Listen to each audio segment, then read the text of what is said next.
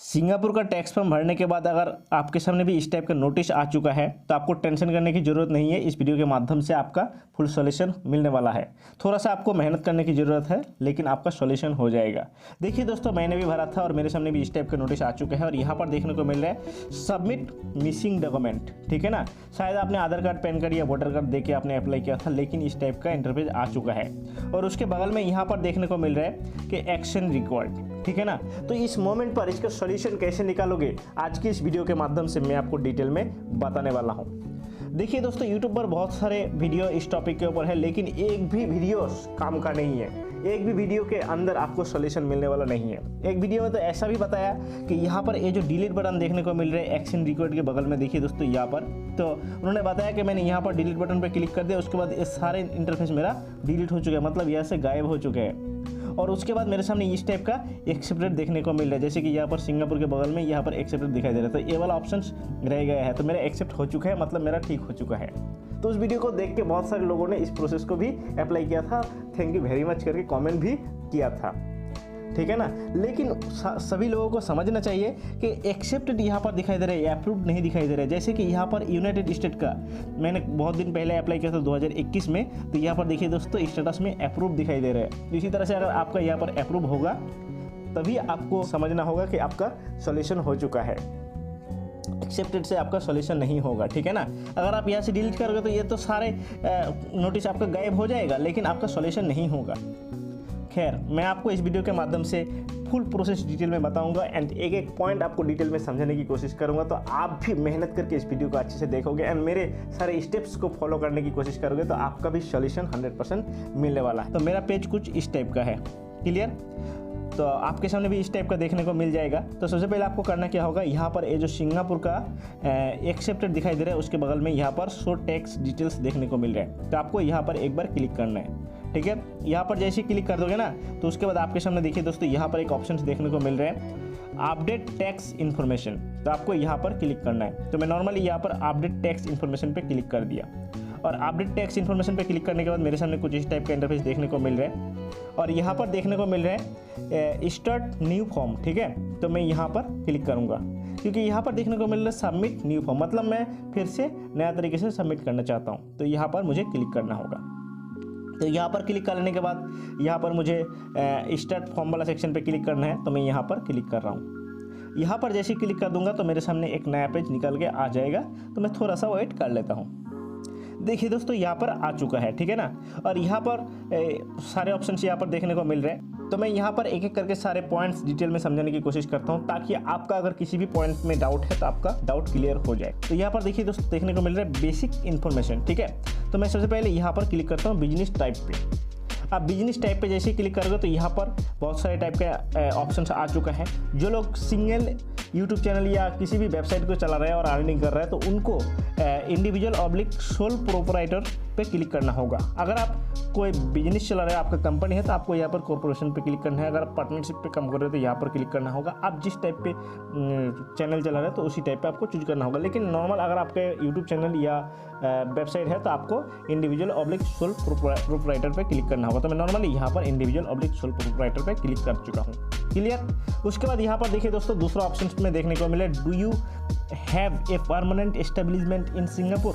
मैं तो सिंगापुर का एस्टेब्लिशमेंट नहीं हूँ, इसीलिए मैं यहाँ पर नो बटन पे क्लिक कर रहा हूँ। इतना सब लोगों को समझ में आ रहा है, क्लियर।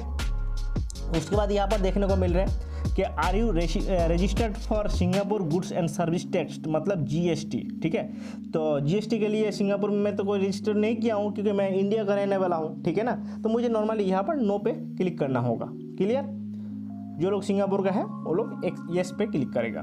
उसके बाद यहाँ पर एक ऑप्शंस देखने को मिल रहा है, देखिए दोस्तों। तो यहाँ पर मैं जैसे ही क्लिक करूँगा तो देखिए दोस्तों यहाँ पर ऑप्शंस देखने को मिल रहा है, यहाँ पर ऑप्शनल, क्लियर ना।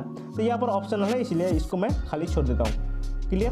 तो इसको खाली छोड़ लेने के बाद यहाँ पर देखिए दोस्तों उसके बाद आपके सामने नेक्स्ट ऑप्शन देखने को मिल रहा है टैक्स एग्जम्पशन, और उसके नीचे यहाँ पर देखने को मिल रहा है कि are you eligible for tax exemption, इसका मतलब कि आपको टैक्स में क्या छाड़ मिलने वाला है। तो देखिए दोस्तों उसके बगल में यहाँ पर ये वाला आइकॉन देखने को मिला, तो मैं यहाँ पर थोड़ा सा क्लिक करता हूँ और भी आपको डिटेल में समझाने की कोशिश करता हूँ। यहाँ पर मैं जैसे ही क्लिक करूँगा तो देखिए दोस्तों यहाँ पर मेरे सामने कुछ इस टाइप का इंटरफेस आ चुका है। मतलब ए वाला, ठीक है। तो मैं इसको थोड़ा सा पढ़ के देख लेता हूँ कि क्या कहना चाहता है। क्लियर। तो यहाँ पर देखने को मिल रहा है कि if you tax residency country has a tax treaty. देखिए दोस्तों, यहाँ पर टैक्स ट्रीटी विथ सिंगापुर देखने को मिल रहा है। मतलब आप एक ऐसी कंट्री में रहते हो जिस कंट्री के साथ सिंगापुर का टैक्स ट्रीटी है। अगर टैक्स ट्रीटी है तो आपको टैक्स में छाड़ मिलने वाला है, मतलब कोई भी आपका टैक्स काटा नहीं जाएगा और आपको फुल अमाउंट मिलने वाला है। लेकिन आपके कंट्री के साथ अगर टैक्स ट्रीटी नहीं है सिंगापुर के साथ, ठीक है ना, तो आपका अमाउंट में से टैक्स काटा जाएगा। क्लियर। तो नॉर्मली मैं इंडिया का रहने वाला हूं और इंडिया के साथ सिंगापुर का टैक्स ट्रीटी का बॉन्डिंग है। क्लियर। मुझे पता है, आप भी गूगल करके चेक कर सकते हो। क्योंकि इंडिया के साथ सिंगापुर का टैक्स ट्रीटी है, इसलिए मैं यहाँ पर येस बटन पे क्लिक करूँगा। और कोई बंदा यहाँ पर नो बटन पे क्लिक कर देगा, येस बटन को छोड़ के यहाँ पर नो बटन पे क्लिक कर देगा, तो समझ लेना कि उनके अमाउंट में से टैक्स काटा जाएगा और आपको मतलब उस बंदे को एक्यूरेट अमाउंट मिलने वाला नहीं है। क्लियर। तो अगर आपके कंट्री के साथ टैक्स ट्रीटी है तो आपको यहाँ पर येस बटन पे क्लिक करना होगा, ठीक है, ताकि आपको एक्यूरेट अमाउंट मिले। इतना क्लियर हो चुका है। तो मैंने यहाँ पर येस बटन पे क्लिक कर दिया। उसके बाद आपको देखिए दोस्तों, यहाँ पर एक आपके सामने ऑप्शन देखने को मिल रहा है कि कंट्री सिलेक्ट करने के लिए बोल रहा है, ठीक है ना। यहाँ पर देखने को मिल रहा है कि select tax residency country. Okay, तो आप यहाँ पर क्लिक कर लेना और यहाँ से आपका कंट्री को आप सिलेक्ट कर लेना। ओके, तो मैं नॉर्मली इंडिया यहाँ से सिलेक्ट कर लेता हूँ, जैसे कि यहाँ पर इंडिया पे क्लिक कर चुका हूँ। उसके बाद आपको यहाँ पर डॉक्यूमेंट चूज करने के लिए बोल रहा है, ठीक है। तो आप यहाँ पर जैसे ही क्लिक करोगे, तो मैं आपको क्लिक करके दिखा रहा हूँ, तो आपके सामने यहाँ पर दो ऑप्शंस देखने को मिल रहे हैं। एक है अदर डॉक्यूमेंट और दूसरा है टैक्स रेसिडेंसी सर्टिफिकेट। बहुत सारे लोगों के सामने ऐसा होता है कि टैक्स रेसिडेंसी सर्टिफिकेट नहीं है, लेकिन टैक्स का ही कुछ दूसरा सर्टिफिकेट है। मैं आपको सब कुछ डिटेल्स में बताता हूँ कि आप कौन सा डॉक्यूमेंट अपलोड करोगे तो आपका एक ही बार में सोल्यूशन हो जाएगा, ठीक है ना। तो यहाँ पर मैंने जो आपको बता रहा हूँ, ठीक है। देखिए दोस्तों, मैंने यहाँ पर पैन कार्ड अपलोड किया था तो मेरा रिजेक्ट कर दिया गया था, ठीक है। तो अभी मैं आपको बताऊँगा कि आप कौन सा डॉक्यूमेंट अपलोड करोगे कि आपका एक्यूरेटली सक्सेसफुली वेरीफाई हो जाए, ओके, और आपका अप्रूव कर दिया जाए। तो इसके लिए मैं यहाँ पर क्लिक करूँगा। देखिए दोस्तों, मैं आप लोगों को दिखा रहा हूँ, ठीक है ना।